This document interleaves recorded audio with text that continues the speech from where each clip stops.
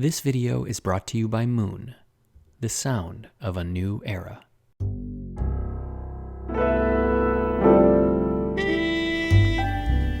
You know, in post-war America, anything was possible. And everything that came before was old, boring, stale. And in American cities, those great cauldrons of experimentation and excitement, well, everything was changing. Culture itself was changing. Literature was undergoing massive revisions. Jazz was taking the music world by storm. And of course, abstract expressionism was changing how we would look at and think about painting forever. But you know, anytime a new path is forged, the rules are broken, when one is acting like an outlaw or Maverick, well, the breaking of conventions may be exciting, but they can also bring their fair share of problems.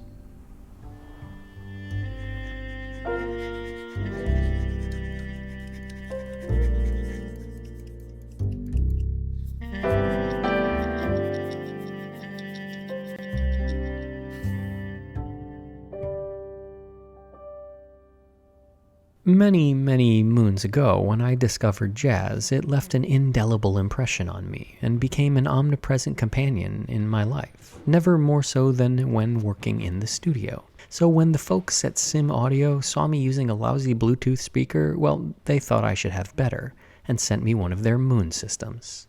And I have never heard my music quite like this before.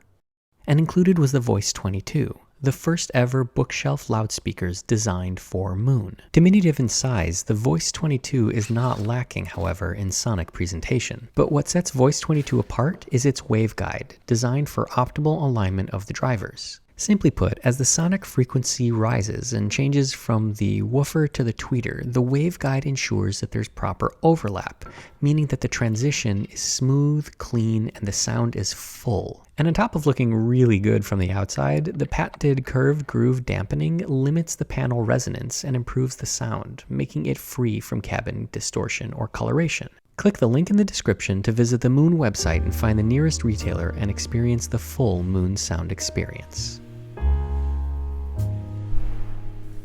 Hey, knock, knock.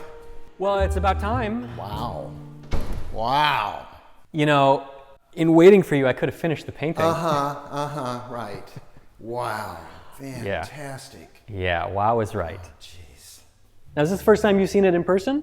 No, I've seen it, but I saw it in its old home in New York. Wow, it's fantastic. So what kind of shape is it in? Well, there's a pretty heavy layer of accumulated surface grime. It's just dust and dirt, but also the painting structurally has suffered a little bit. There is some flaking, some of the paint is coming loose, there's some losses on the bottom edge particularly. Nothing that's really out of the ordinary for a painting of this age, this scale, and from this period. But tell me it's not falling apart. No, no, it's not falling apart. Okay, good. It is a good seaworthy ship that just needs a little bit of attention. And what's with that white bright spot there? Well, I was hoping you were going to notice that right away. This is actually a test that I did to remove the surface. Get out. You're kidding. It's really that white, and it's, oh my God. That's what the painting is going to look like. Jeez, please. Wow. Yeah, I mean, so to say that this is going to be a vibrant, really exciting, energetic, electric painting is, I mean, just based on the test, that's going to be patently obvious. And of course, the painting itself is wrapped around just a homemade strainer. So if you want to give me a hand, if you want to flip it around, we can actually take a look at it. Okay. So I'll go that way? Yep. I'm going to deputize you as a conservation assistant. All right.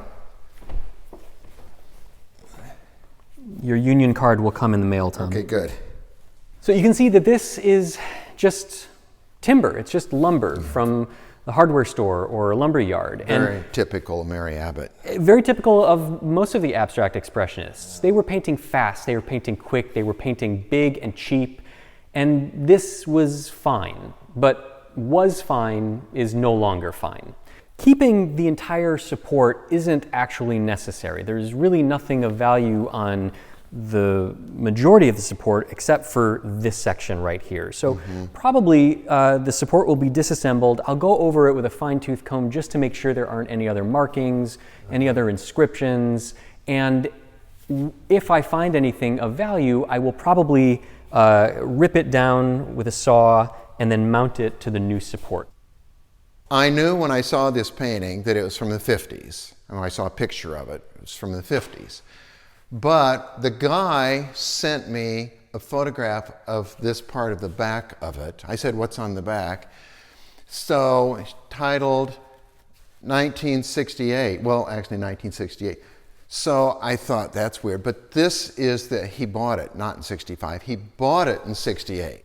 Bill de Kooning once told Mary, don't date your paintings because you might want to submit them to an exhibition with, paintings of this year or something like that. So she sometimes followed anyway, but clearly what she did was when he bought it and it left her studio, she signed it, titled it, and dated it, even though it had already been dated 1956 there, and M. Abbott 1956. I really shouldn't have been surprised when I opened it up to find that it was another Mary Abbott, given the fact that you've been sending me Mary Abbotts for, what, close to 20 some odd years? Yeah, so I met her around 2001 or so. I was very active back then in going around and meeting a lot of these artists from the ABX generation. A lot of them didn't have great representation.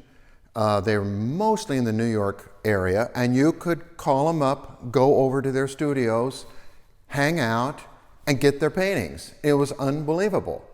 And this wasn't just because you have a personal passion for amassing paintings, this is for your gallery. I was being a gallery dealer, and this was an area that I was really interested in, and we became, as it turned out, to be fast friends, and I represented her for about 18 years until she died in 2019. So I met the gentleman who owned this, who bought it from Mary. I told him, if you're ever ready to sell this, I'm ready to buy it. And then that day finally came, and here it is. So, Tom, I know that you have big walls, but I don't know if they're this big. And I'm pretty sure you're not going to hide this painting away and hoard it for another 60 years. And as a dealer, my guess is that you're going to try to sell it. But what are your hopes? What are your expectations for this painting? I'm going to sell the painting. The gentleman I bought it from, while he was ready to sell it, he wasn't ready to sell it. And he was, we talked a lot about Mary needs to be seen in more major museum collections. So I made a pledge to him that I would do my darndest to sell this to a museum. I think it's such a great painting, I could probably make a phone call and sell it to a private collector, once it's cleaned up, with no problem. But I really do intend to try to sell this into a museum collection. So now it's my turn to take over and to see what I can do to get this painting where it belongs, in a museum, show-worthy, as perfect as the day that it left Mary's studio. There are some challenges, I'll be honest, and the scale is impressive, but it's nothing that I haven't seen before, and I'm intimately familiar with Mary's work. So I'm hoping that with a little bit of magic, a lot of hard work, a whole barrel full of swabs, that we'll be able to get this painting looking as good as possible. Can you just do a whole bunch more of that? Yeah, just a bunch of little test spots all over the place. Freckles all over the place. Yeah, absolutely. Well, I'm excited to get going on this, Tom. Thanks for your trust, as always, and this is going to be a fun one. And this will be ready next week? Yeah, no problem. Okay, all right, great. So, on to the painting. The first thing that I need to do in this process of conserving this Mary Abbott painting is stabilize it. There are areas of lifting paint, chips, and flakes, and if I don't take this action now, any handling will likely cause those areas of instability to become losses, and obviously that's something I don't want. So I'm transferring the painting to my back room onto the hot table, and I'm going to lay it face up. I have enough space around the hot table to access the entire painting, and it's closer to the adhesive that I'm going to be using to stabilize this painting. Because there are so many areas that need stabilization, and because the adhesive needs to be warm, it's easier for me to have the painting back here than to be running back and forth between rooms.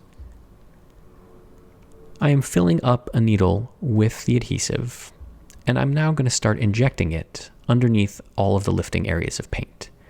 I want to flood these voids with adhesive. This type of flaking is really minor. It's caused by improper handling, by temperature and humidity changes, but it is not an endemic problem to the painting. That is, the painting wasn't built in a way that is inherently unstable. There are just spots that need to be addressed. And though it is slow, I can do it all. Once the adhesive has dried, and I have transferred the painting back to the front room where I will continue to work on it from here on out, I can begin stabilizing the paint. Simply injecting an adhesive into the voids, while it holds the paint in place, it doesn't bond it back down to whatever's underneath. And here I've decided to use my hot air pen to heat up the adhesive and activate it. The hot air pen ejects a stream of heated air at whatever temperature I set, and the adhesive has a set activation point. So once the adhesive has been activated, I can use my silicone spatula to press it down. When it cools, that lifting paint will be bonded down to the paint layer beneath, and it won't be at risk for flaking off anymore.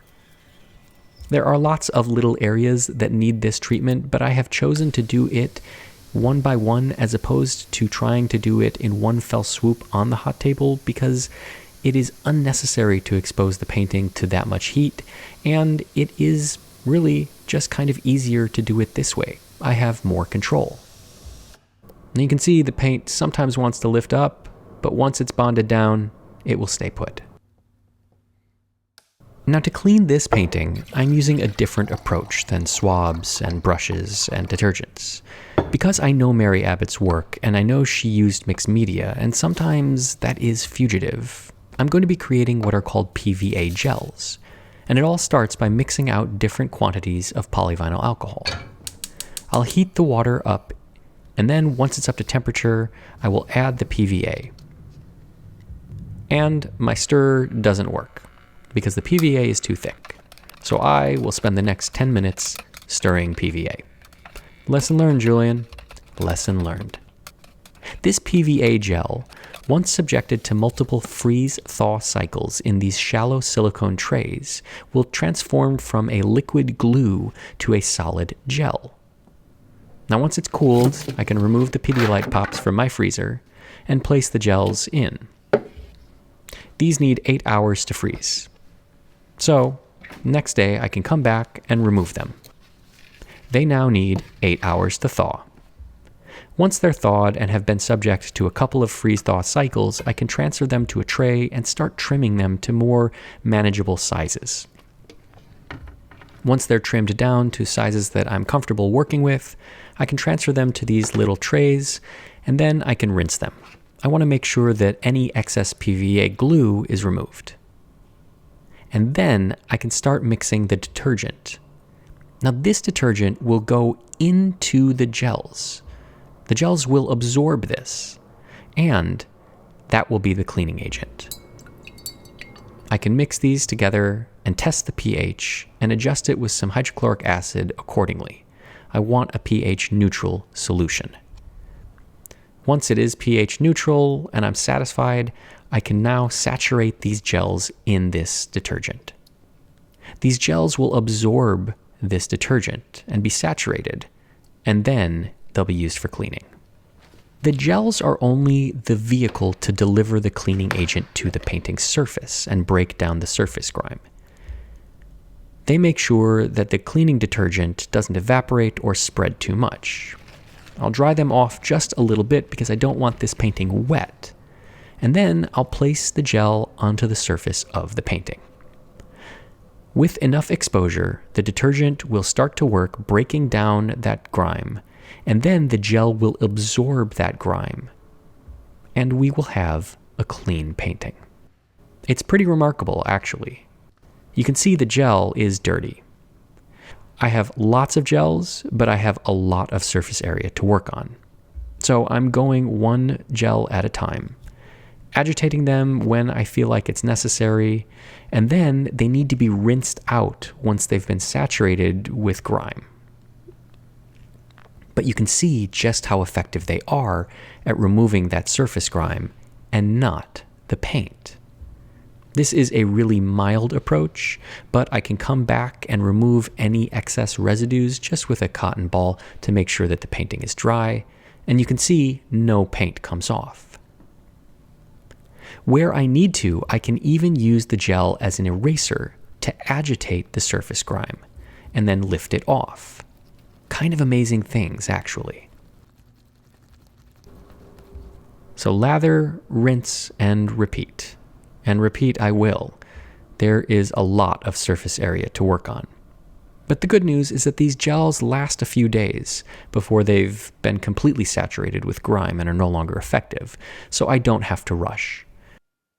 And another benefit to these gels is that they can't do too much. They're very slow acting, and once the gel is saturated, it won't hold any more grime. So if the painting is particularly dirty, I may have to make 2 passes, but it's better to make 2 gentle passes than 1 extreme one. With the painting fully cleaned and stabilized, I can now start to think about the structure. And we're going back to the large hot table here, but only because it is large enough to hold the entire painting. I've laid down a sheet of felt and a piece of poly sheeting so that when I lay the painting face down, the paint layer is not being depressed on the table and the felt doesn't get stuck to it. It's just basically a non-stick pad to cushion the painting's surface. This is a big painting, and yes, it is heavy.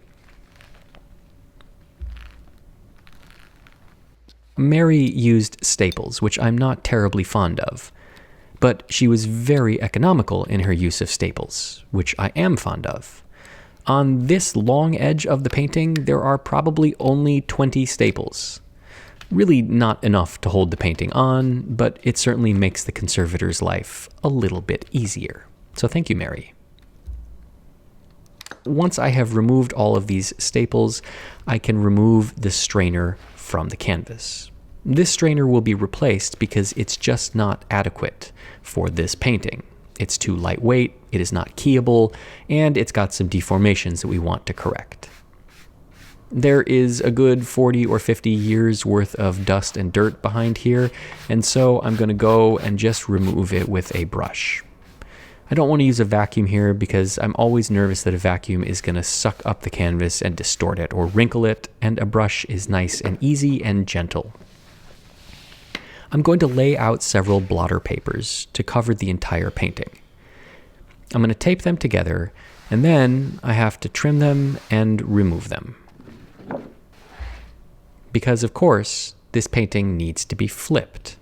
I can't do the treatment face down.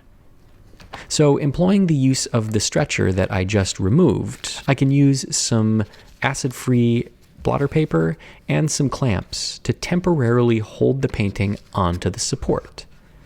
Yes, I could use tacks or nails or, heavens forbid, staples, but I'm just flipping this painting over, so I don't want to add any more trauma to it.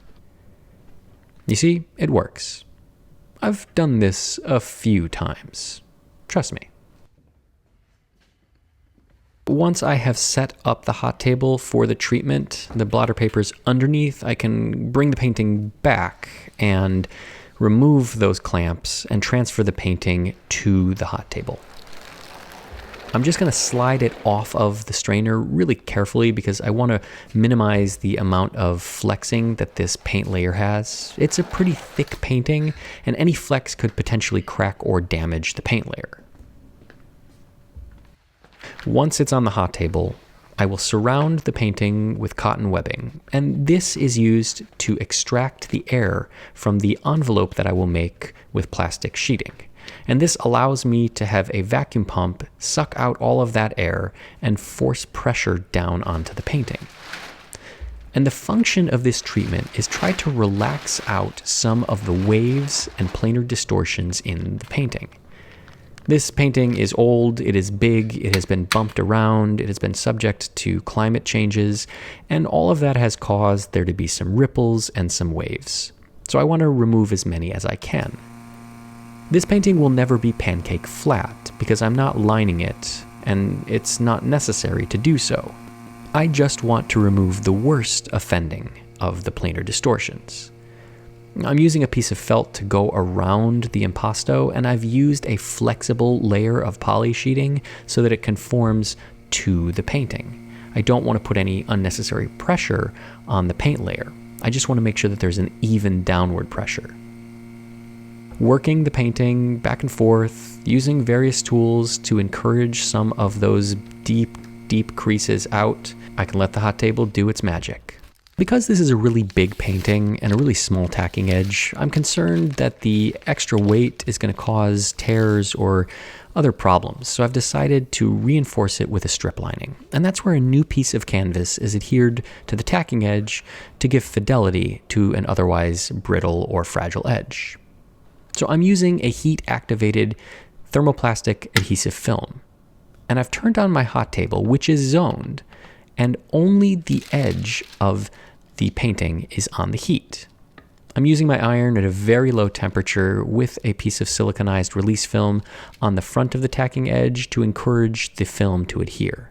Once it's cooled, I can peel off the backing, and then I can commence with the strip lining. I'm using a piece of Belgian linen, and I haven't frayed the edge because the canvas onto which this painting was painted is thicker and hardier than the strip lining. So I don't need to worry about the strip lining edge transferring to the front. Again, the hot table is on, and so the majority of the heat is coming from the table through the Belgian linen to the adhesive. The iron is very low, maybe 100 degrees, and it's just being used to apply even pressure. And you can see it does the job. I mentioned that the original support, a strainer, was inadequate for a painting of this size and weight. It was poorly built. The joints were not very solid. It had some distortions, and above all, it was just a strainer. No tension could be added to the canvas. So I have ordered a new custom-built keelable stretcher that is much hardier. And once I have it all assembled, I can transfer it back to the hot table room where I can begin stretching the painting.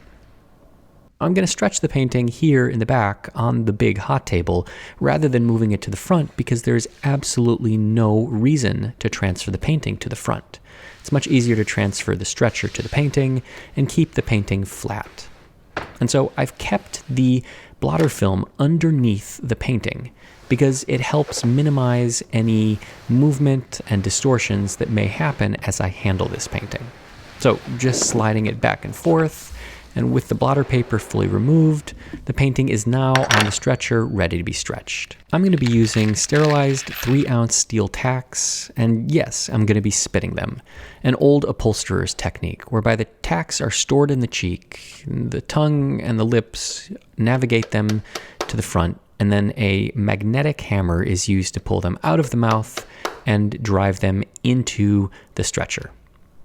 The small bit of saliva that may remain on the tacks isn't actually all that problematic, as it can swell the wood fibers and then ensure that the stretcher is holding onto those tacks really well.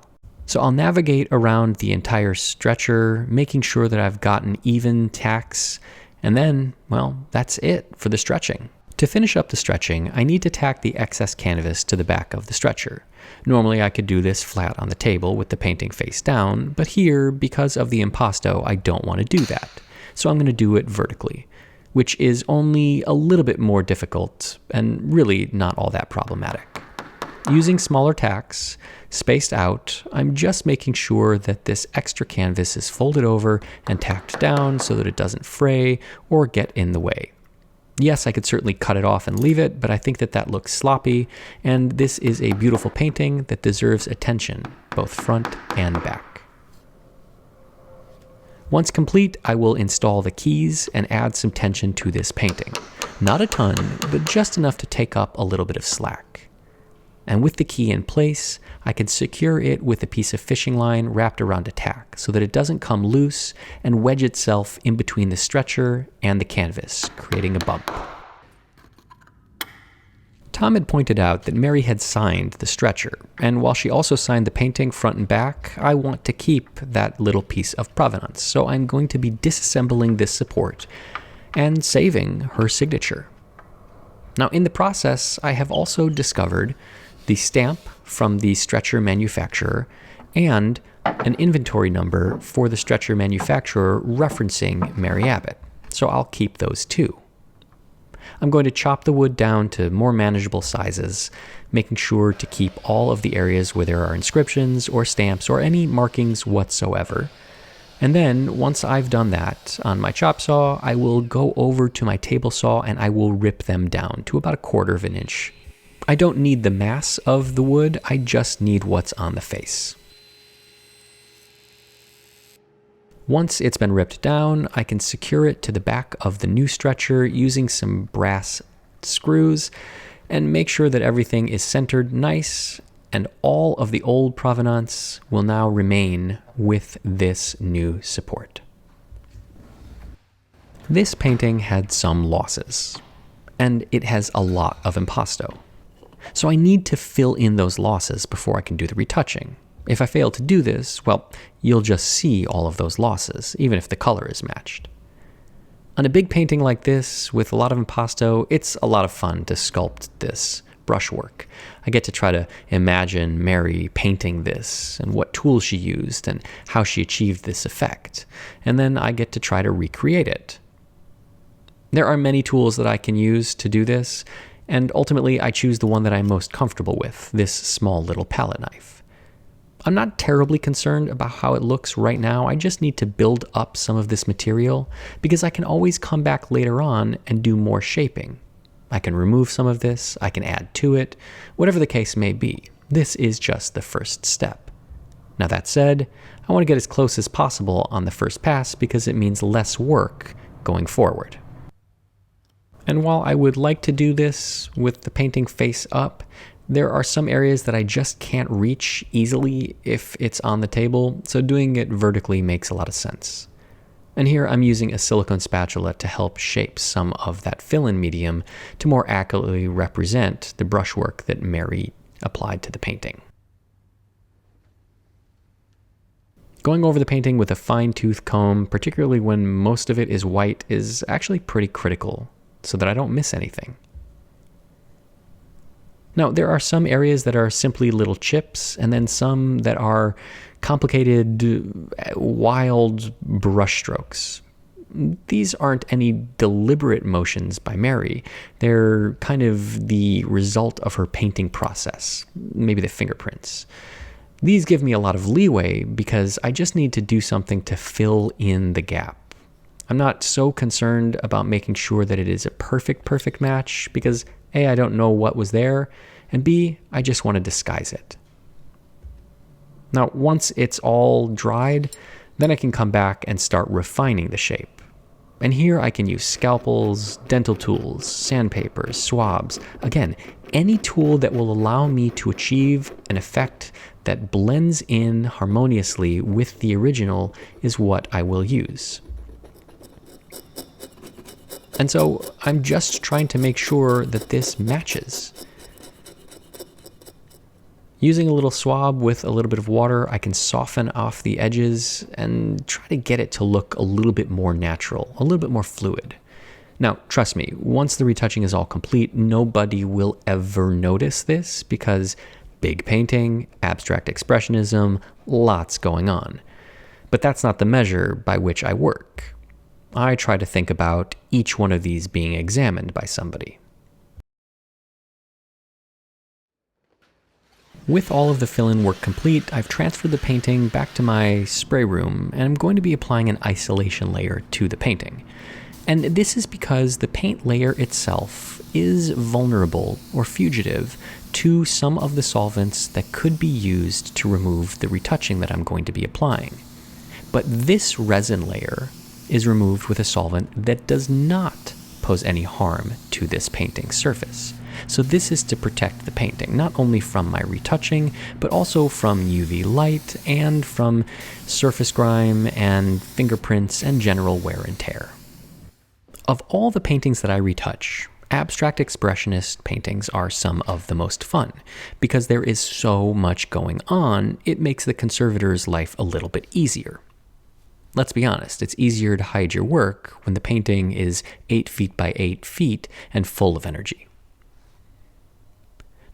The retouching paints that I'm using here go on top of the resin layer that I just sprayed on.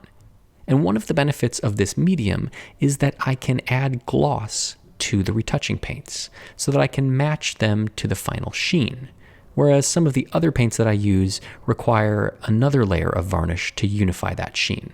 And I don't want to just build up varnishes on this painting surface. Another thing that's kind of fun here is that I get to add dirt to this painting, make it look grimy, make my retouching blend in to what was there before. That's always a lot of fun.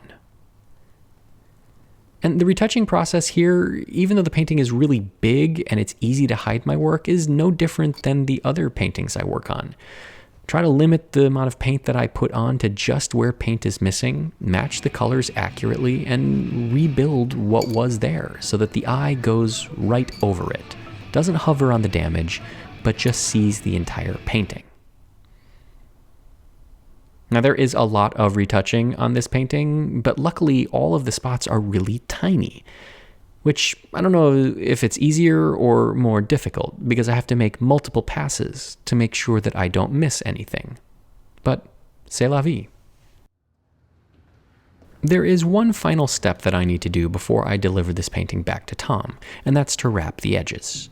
This painting will probably not get a rabbited frame. If anything, it will get a floating frame, which will float around the edges. But I want to make sure that these edges look crisp and clean. So I'm going to wrap them with a ribbon.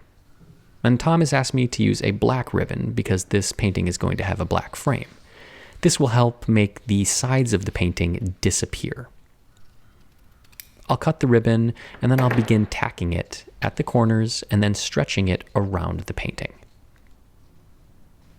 There's really nothing all that fancy here. Again, I'm using tacks because using staples at this point would be just blasphemous, but we all knew that, right? Right? Right. Now, in a painting this big, I may have to put a few tacks more than I normally would, but it's fine because ultimately we're not focused on this ribbon, we're focused on the painting, and this ribbon is just here to provide one service: make the edges disappear. And when it's applied in the frame, they actually kind of do. And with my work all complete, let's take a look at what the painting looked like when it arrived at my studio. It looked pretty good, right? I mean, not all that bad, all things considered. Well, compared to how it looks now, I think that the conservation was a success. And now this painting is museum ready.